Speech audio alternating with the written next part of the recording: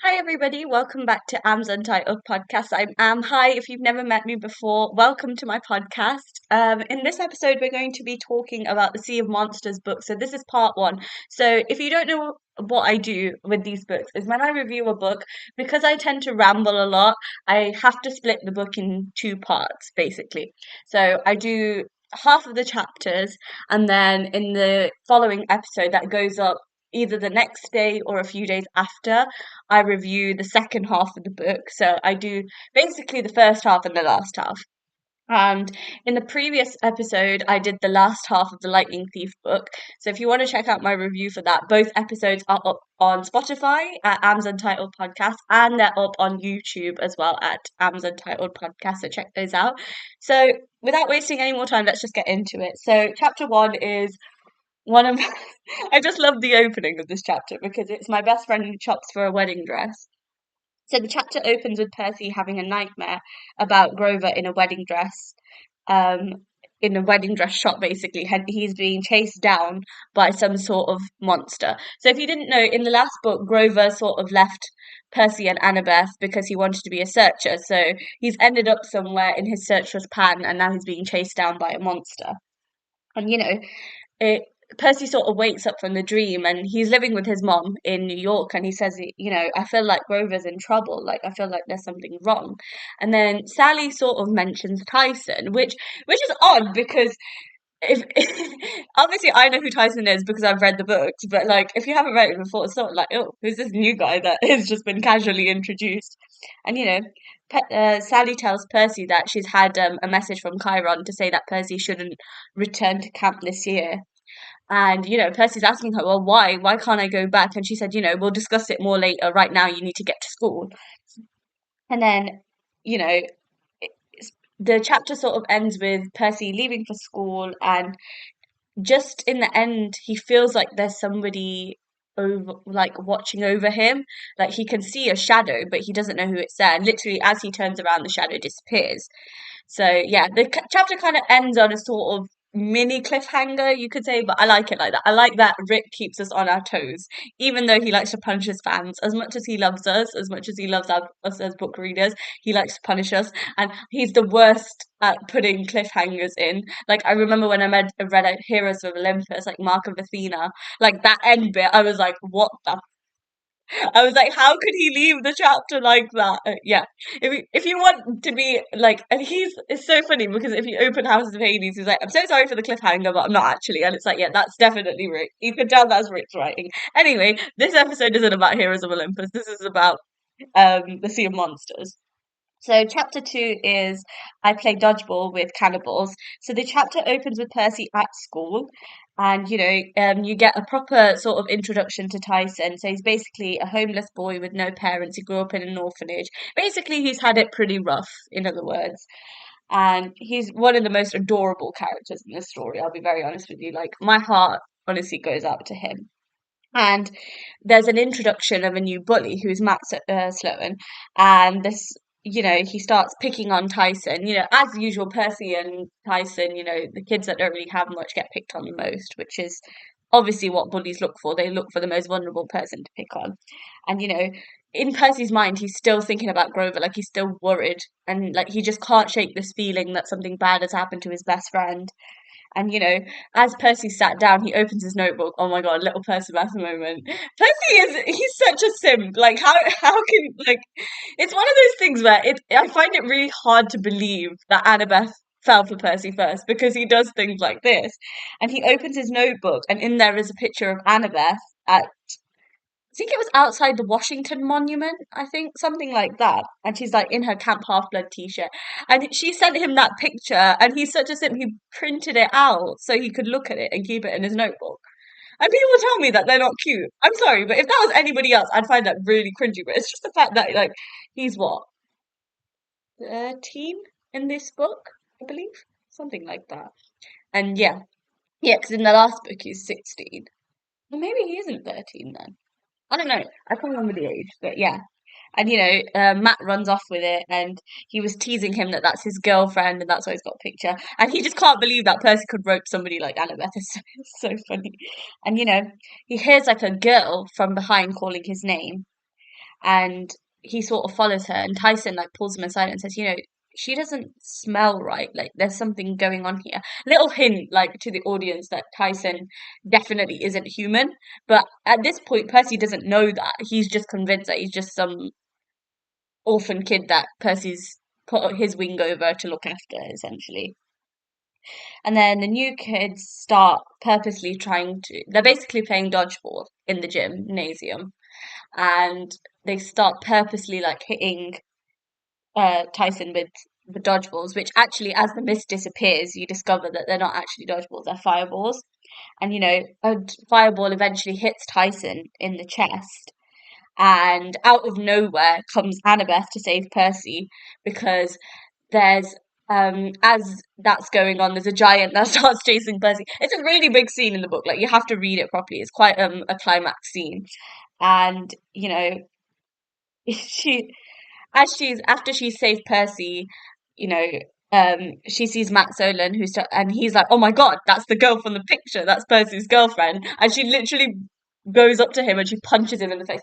I love Annabeth. Like this is why she is my favorite character. Like she's one of those characters where you don't know whether she's gonna beat you up or like hug and kiss the life out of you. And I love that about her. Like I love that she's so unpredictable. It's great. She's my favorite character from the whole books, and I know that the books are written in Percy's perspective, but Annabeth is probably my favorite. And eventually the gym goes up in flames because they've been throwing these fireballs around, and then Percy sort of clocks on that Annabeth was the one shadow that's been following him around. The shadow that he felt in the previous chapter. It was actually her watching over him, and she tells Percy like, "Bring Tyson with us and let's get out of here," basically. And then when they're talking about what happened, typical that Matt decides to blame Percy for the gymnasium fire. And then Percy grabs Tyson and they run off, and that's where the chapter ends. Chapter 3 is We Hold a Taxi of Eternal Torment. And it opens up with Annabeth asking Percy where he found Tyson.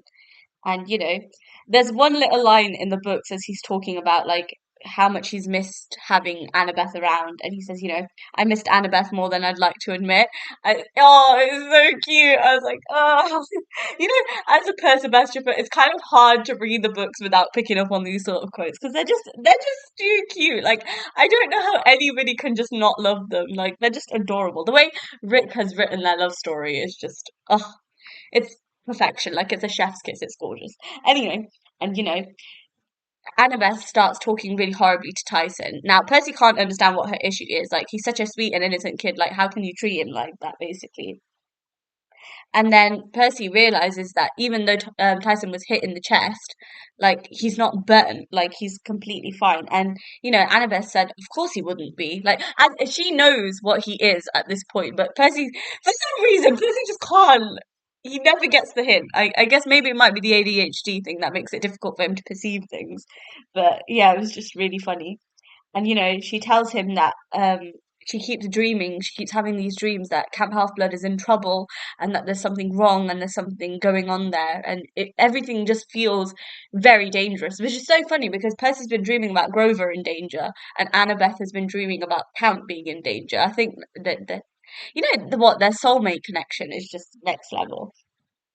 And Percy tells Tyson that he's a half-blood and that he's obviously his Greek godparent is Poseidon, basically, and he basically explains that a half god, flipping egg, a demigod is half human, half god, basically. And then Annabeth tells Percy to call for a taxi to get to Camp Half Blood, and the trio get into the taxi, and there is an old lady, a driver, and another person that's sat in there. So they're Anger, Wasp, and Tempest.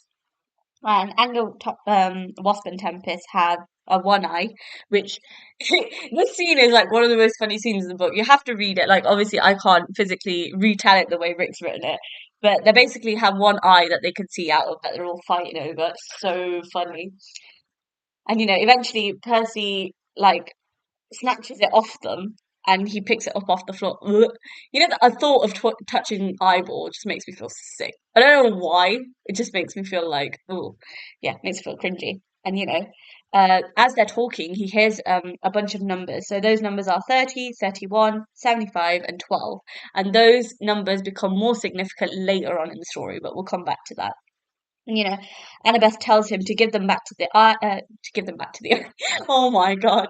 She tells Percy to give, obviously, them back the eye so they can see. And they arrive at Camp Half-Blood, and just as they arrive, the camp is under attack. And that's where the chapter finishes off. So chapter 4 is Tyson plays with fire. Sorry, choking. So the chapter basically opens up with two balls, so two like mechanical balls, I believe that's how they're described, and they're attacking the camp. And they can hear Clarice shouting orders to defend. She must have been on border patrol that night, and she was, trying to stop them. And then Percy tries to stop Tyson from intervening. Like Tyson says, "Oh, I'm going to go and help," and Percy said, "No, absolutely not. You're not going to help." And then um, Percy eventually finds Clarice, he catches up with her, and he saves her from a bull. And they realize that Tyson actually can't get through the boundary of Camp Half-Blood. And eventually, Annabeth gives him permission to enter, and he enters in, and he gets blasted. And yeah, obviously, Tyson. I Should I just tell you? I feel like this is kind of weird. So, if you don't know, Tyson is a Cyclops. So, Cyclops is the one-eyed characters in Greek mythology, and yeah, he's basically flame proof. Basically, he doesn't burn with fire. In other words, and eventually, him and Clarice defeat the bulls and save the camp. And then Annabeth runs over to Percy, who's actually been injured in the thing. That's why he couldn't help to defeat the bull. And Annabeth tells Percy that, like, have you not worked out, like, what's going on here? Like, have you ever looked at Tyson properly, like, beyond the mist? And as the mist starts to fade, he sees Tyson with one eye, and he realizes that, oh, yeah, he's a Cyclops, in other words. And, Annabeth says that, they're creatures of nature, but they're a mistake. And, at this point, like, it's quite difficult to understand why Annabeth is being like this. She's always somebody who's, I wouldn't say like she's not horrible all the time, and she doesn't really take the piss out of people, but for some reason she just doesn't like Tyson. And I remember when I was reading the books for the first time, I was thinking, why is she like this? Like, why is she treating him like this? Like, from what I see in Tyson, he's such a sweetheart. Like, how can anybody possibly hate him? But that also gets revealed a bit further on in the book. I'm not sure if it's in this half of the book or if it's in the second half, but we'll get to that. And Percy finds out that obviously he can't be burned by fire because he's a Cyclops. And then he realizes that there's a new camp activities director called Tantalus. And in fact, Chiron has been fired. But Percy at this point doesn't know why, so the audience doesn't know why.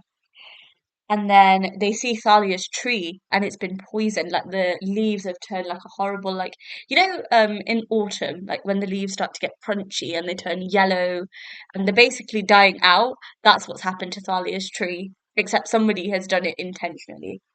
And that's where the chapter sort of finishes off. Chapter 5 is I Get a New Cabin Mate. So this is really interesting. This one chapter title. I remember when I heard it for the first time, I was thinking, oh, there's another forbidden child like Percy. We'll come back to that. So Percy feels that in the time that he spent away from Camp Half-Blood, it's become like a totally different place. And and Percy decides that he's going to take Tyson around camp, show him around basically. And Tyson is the most like curious human, like, well, he's not a human being, is he? But he's the most curious person, like, in the books. He's constantly asking, "Oh, what's this and what's that?" Like, he's very childlike. He's got a very free spirit, and I really like that about his character. And they go to see Chiron off just as he's about to leave, and he tells them that he's the one who's been accused of poisoning Thalia's tree, even though like it's completely mental. Like, what would Chiron get out of poisoning Thalia's tree? I'll never understand. But yeah, and Chiron says to Percy, like, I already told your mother that you shouldn't be here, and he says that even now that you're here, just don't leave. Like, whatever happens, whether there's a quest or anything, do not leave the boundaries of Camp Half-Blood. Basically, because it's too dangerous for him to be out there. And Chiron goes to Annabeth and he says, don't forget that prophecy. And this prophecy is something Percy has no idea about, and it's such it's one of those things where sometimes knowledge isn't everything. Like sometimes like knowing things can be quite dangerous, which is why I think it's just a secret at this point between Annabeth and Chiron. And he makes her swear on the river Styx. So if you don't know what that is, that's like the highest oath that you can take. And he makes her swear on the river Styx that she'll protect Percy, and she swears it. And we know that she would protect Percy regardless of whether she swore on the river Styx or not. But I just thought that that moment was really.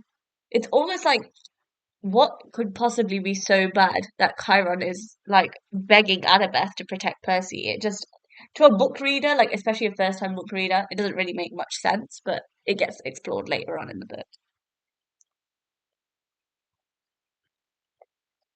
So then we meet Charles Birkenstock, which is, to be honest, you don't see much of him until I want to say it's book four. Like, although I can't remember for the life of me. In my defense, like I haven't read the trilogy. Trilogy? For God's sake, woman! I haven't read the books all the way through since March, so you're gonna have to bear with me a little bit. This is why I'm rereading them for this. And I think he becomes more important in book four. I don't think it's in Titans because I'm pretty sure it's in Battle of the Labyrinth where he becomes more important. But yeah, so just remember him because he's gonna pop up again later on. And Percy meets Tantalus, and he's actually a spirit from the Fields of Punishment. So he's somebody from the underworld, basically. And he Tantalus says, like we have to do something with Tyson, like we can't just leave him there. And Percy goes up and he burns an offering, asking his father for help, basically. And it's such a like I don't think how people realize how significant it is when Percy burns an offering because there's a reoccurring theme in the book where it's like Percy's never believed in the gods, but the one thing that he's always believed in is Annabeth. So because Annabeth has like this huge amount of faith and trust in the gods, like he sort of goes along with it. And I think it's such a big thing that he burns like an offering for his dad. And Tantalus announces that there will be some chariot races. So that was discontinued because a few campers died and many were severely injured years ago. So they stopped doing it, but he's reintroduced it basically. And just as they're trying to decide where to take Tyson, a lot of the people are giving Tyson a hard time because obviously he's a Cyclops, he's seen as a monster, if you know what I mean.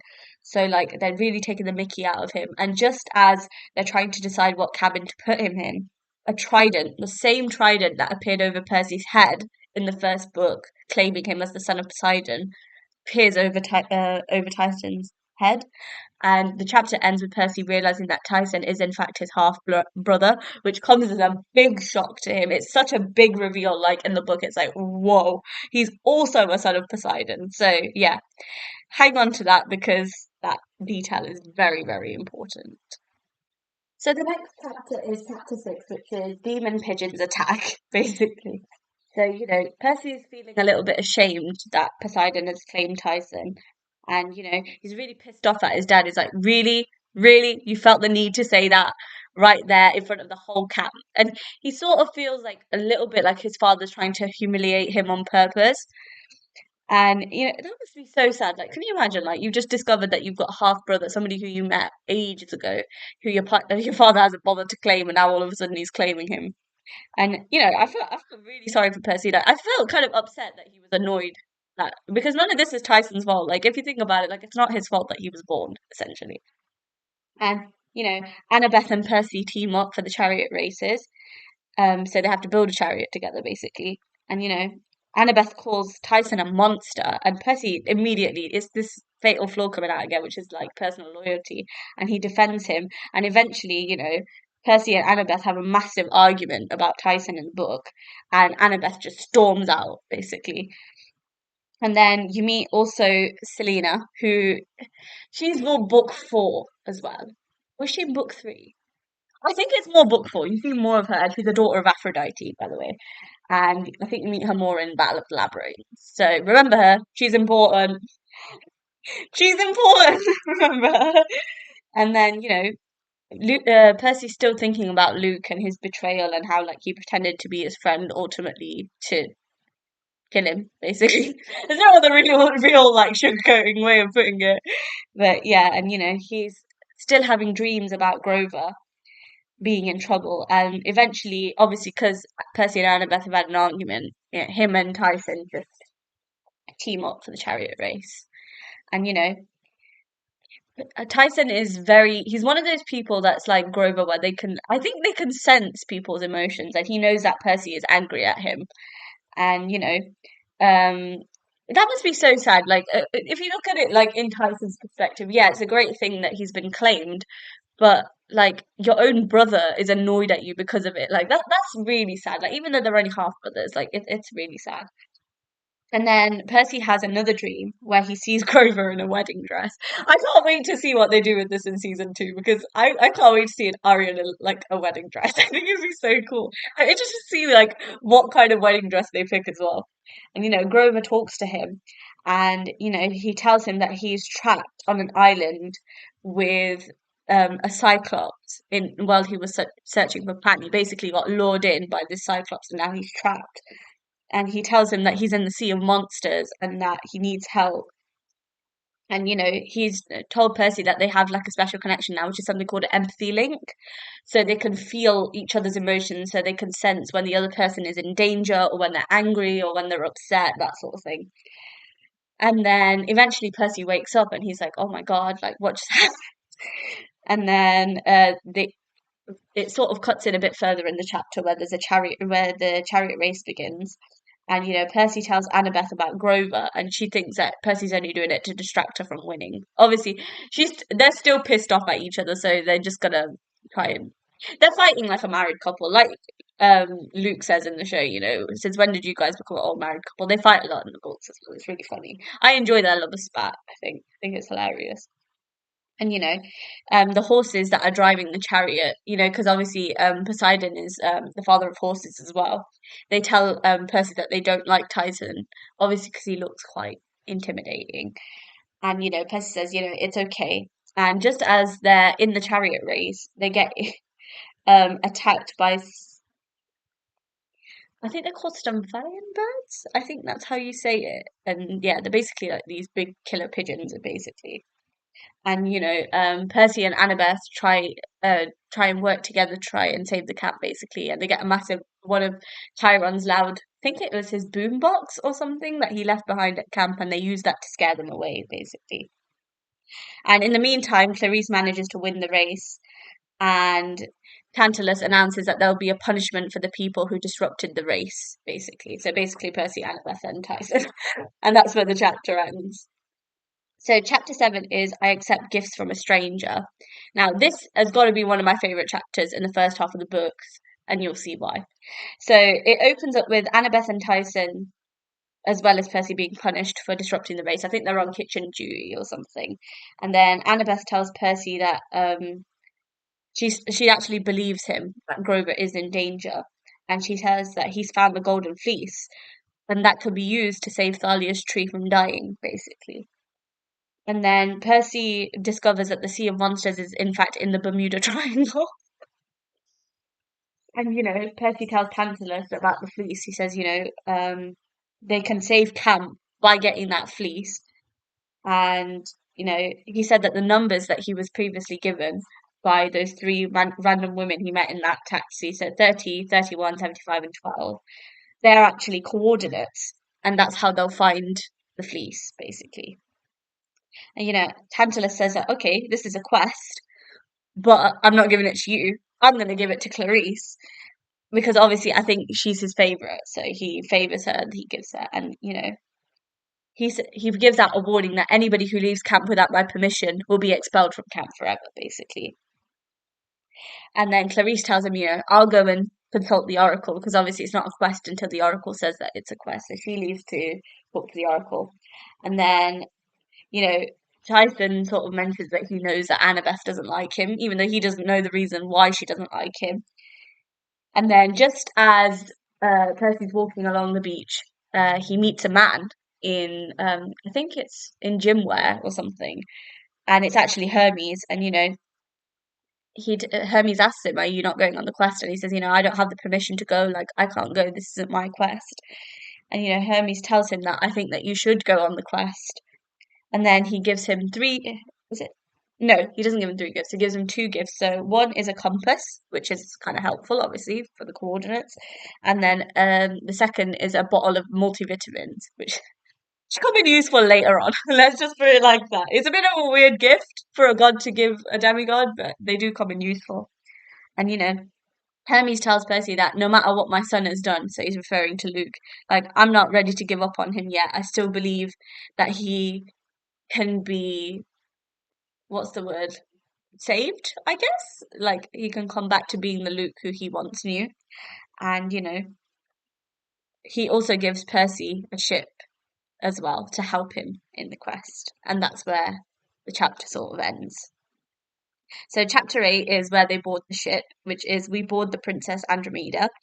And Annabeth wants to leave Tyson behind. Like she's adamant that she doesn't want him to come on the quest. And Percy's still trying to understand why she wants to leave him behind and why she hates him so much. Like he's still not put it together. And when I was reading this for the first time, I knew that this had definitely something to do with Annabeth's journey towards Camp Half-Blood when she was 7, but I wasn't sure until I read a bit further on. But now, like as a person who's read the book multiple times, I understand now why she was behaving like that. Her behavior makes more sense when you reread the books. Like at the beginning, you're sort of like, why is she being so bitchy? But actually, there is a reason behind it, and that gets explored, I think, in the second half of the book.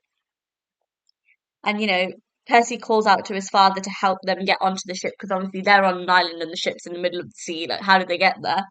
And a hippocampe appears, and they're one of the cutest characters that Rick's ever created.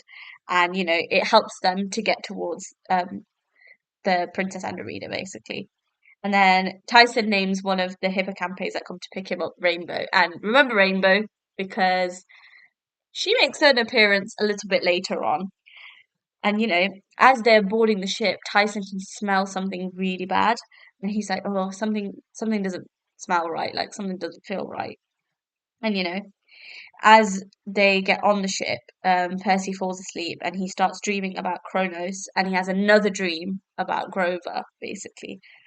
And then Annabeth tells Percy that they need to set off the ship. And just as they're poking around the ship, they hear Luke, and he appears, and he's talking to Agrius. And Annabeth tells them that they have to find out what Luke is up to. This is actually, in fact, not their ship, it's Luke's ship, which is a bit like, whoa. Why would Hermes send them there? I don't know. I think he kind of hoped that they would talk sense into him, but we all know that from this point, Luke is beyond reasoning with. So, yeah, that's where the chapter sort of ends. And then chapter 9 is I have the worst family reunion ever. I think this might be like another favorite chapter in this half of the book, and you'll see why in a second. So the trio is basically just sneaking around the trip, and Annabeth sees Chris. So Chris is actually he was one of Luke's friends, and you get to see him in the TV show as well in the first season. And she can see him, and she's like, "What the hell's he doing here?" sort of thing. And Tyson can hear like Luke's conversation, so he's basically reiterating it in a really like deep, like scary voice, basically. And eventually, Luke sees Annabeth and Percy as they're poking around, and he introduces them to his two assistants, Agrius and Aureus. They also become a bit more important later on in the book, and he basically admits to poisoning Thalia's tree. He said that he did it on purpose, basically. And Annabeth, it pots to this big argument between Luke and Annabeth. Luke and Annabeth, they're talking about Thalia. They're also, you know, arguing about whose side she would be on in this. Annabeth says, for a fact she wouldn't be on your side. And Luke is adamant that she would have been on his side. And, Luke basically says to Annabeth, like, you can join me and we can get our revenge together. Like, the gods did nothing to save Thalia. All her dad did was turn her into a tree. He didn't actually do anything for us. And it's this big scene and it's such a monumental moment. And that dynamic from here, the change in their relationship, you see more in Titan's Curse. And it's just Luke and Annabeth, I know it was very controversial. I remember when I remember reading about this as I got older, that um, he got a lot of criticism for making Luke and Annabeth have feelings for Luke, because at this point we don't know how Luke feels about her. But that when we get to Last Olympian and that one particular scene comes up, I can't wait to talk about that scene. It'll be great. And by him asking her to join, he still thinks that she will take his side, like after everything. But you know for a fact that I don't want to say this because it sounds really bad, but like even in the Lightning Thief, like there was multiple times where she chose Percy over him, and in the end, when she chooses Percy over him, I think that's like one of the biggest senses of betrayal. And I think that's one of the reasons why Luke spirals out as well. And he keeps taunting Annabeth, like how because of Tyson, he's like, how dare you walk around with somebody like that after everything that we've been through? And it's such a big moment. Like you have to read that scene in the books. Like that scene is just like I remember reading it and like my jaw kind of dropped on the floor because when you read the books a few times, sometimes you forget like the importance of little scenes like this. And yeah, that scene is probably one of my favorites, which is probably why chapter 9 is one of my favorites. I think it kind of sets the whole tone of the Luke and Annabeth dynamic for the rest of the books, I think. And Percy um hears Luke mention about the prophecy. So there's this big prophecy. Again, that doesn't get revealed until later on in the stories, and it's really irritating because you're like, what is this prophecy? Like, why is it so important? Why are people like so worried about this one prophecy? And Percy tells Luke that he met Hermes, and there's this big emotional, vulnerable moment to Luke. As bad as he is in these books, like there is a reason. I'm not saying it's a good enough reason, but there is a reason, and he feels like he's been abandoned by his father. Everything that's happened to his mom, again, that will come later on. We'll talk more about that later on. And he's paid. I think the way he thinks about it is he's paid a big price for his father being who he is, and I don't think he can take it anymore, which is why I think he spirals out of control. And Luke tells Percy that Kronos is re-emerging from Tartarus as they speak, and eventually the trio escapes on a lifeboat, and that's how they sort of get away from Luke and disappear, basically. So chapter 10, which is the final chapter that I'll be talking about in this. Yeah, it's the final chapter. It's halfway through the book at this point, and it's we hitch a ride with dead Confederates. So Percy and Annabeth, as they're on this lifeboat, want to message Iris message Chiron. So if you don't know what Iris message is, it's basically the way demigods communicate because they can't use phones. I think I might have mentioned that in the Lightning Thief book as well, but book review, but remember, so I thought I'd just throw that out there again. And when he answers, they tell him absolutely everything about Luke. They found a way to track the fleece and about Grover, basically. And Chiron tells Percy that you shouldn't have left camp. Like it is way too dangerous for you to be out there. And as they're on this lifeboat, they eventually end up in Virginia Beach. And they realize that Percy actually he can see bearings in the sea, and it's also a gift of being a son of Poseidon, you could say. And hold on a second. Yeah, so this bit's important. So as they're walking along the beach and stuff, they discover a little half-blood hideout. And it's actually one of the hideouts that Luke, Annabeth, and Thalia used when they were trying to get to camp safely for the first time. And it's from here that Percy starts to feel a little bit more jealous of Luke and Annabeth and Thalia's relationship, because obviously Percy never had a really good friend until Grover, and obviously Annabeth met Luke and Thalia when she was 7, so she had like a really strong, you could call it an emotional unit really to take care of her, and Percy never had that, so I think he's a little bit jealous. And I also think that because he knows that Annabeth has feelings for Luke, I think he finds it really difficult because obviously he's got an interest in Annabeth, and I think it's one of those things where it's like, oh, the girl that I'm interested in likes the guy that I hate, and I can't imagine how difficult that must be for him to deal with. So yeah, that was definitely a funny moment that made me laugh. And Annabeth tells Tyson, go get some donuts while we like look around. Basically, they're literally in the middle of nowhere. Like you don't know where she thinks he was going to find a donut shop. And when he leaves, Annabeth tells Percy that he reminds her so much of Thalia. And this is the exact quote from the book. She says, she didn't know if they would be best friends or strangle each other, basically. And that dynamic in Titan's Curse, like exactly the way Annabeth has worded it, that's exactly what they are in Titan's Curse. And it's so funny. Like I can't wait to like talk about that dynamic. It's one of my favorite things. It's just like I think they it's a competition about who knows Annabeth best and who Annabeth would choose to fill her position basically if she ever stepped down. And then Tyson comes back with donuts from the monster donut shop, so just a random donut chain. And Annabeth starts to feel like there's something going on here, like something doesn't feel right, like a random donut chain has just appeared out of nowhere. And then they see the Hydra and they get attacked, which is really funny. This scene is really funny. Like this, and it's even though like it's a fight and it's supposed to be serious. Yeah. Eventually, Percy and Annabeth can't do it, and Tyson saves them. Just after they've been defeated the Hydra, they hear a steamship in the distance. Now this is to me was like, oh, they're gonna be saved.